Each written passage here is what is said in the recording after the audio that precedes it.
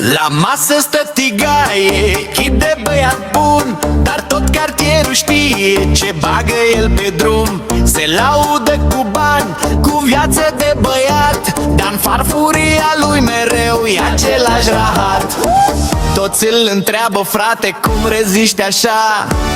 El râde mândru, asta-i viața mea. Și lângă el, parfumată, bronzată direct din stea, Antoneta îl ține strâns, că îi place nebunia. Tigaie, tigaie, iar te văd la scărmănat, tu te jur pe mama ta, dar tot mănânci căcat. Antoneta lângă tine, toată lumea-i vinovată, dar în fiecare zi ea face sex cu căcatul tău. Băiată tigaie, tigaie, știi că tot cartierul a aflat că tu trăiești în filme, dar la masă-i tot căcat. Antoneta te iubește, zice că e parfumat, dar în fiecare zi ea face sex cu căcatul tău stricat.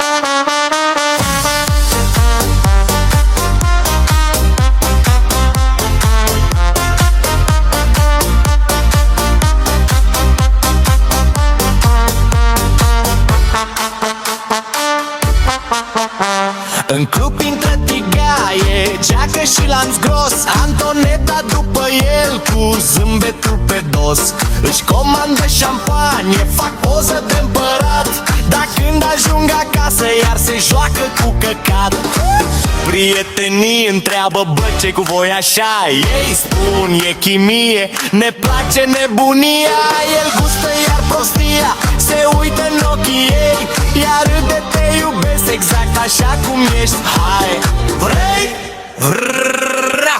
Tigaie, tigaie, iar te văd la scărmănat, tu te jur pe mama ta, dar tot mănânci căcat. Antoneta lângă tine, toată lumea-i vinovată, dar în fiecare zi ea face sex cu căcatul tău. Băiată tigaie, tigaie, știi că tot cartierul a aflat că tu trăiești în filme, dar la masă-i tot căcat. Antoneta te iubește, zice că e parfumat, dar în fiecare zi ea face sex cu căcatul tău stricat.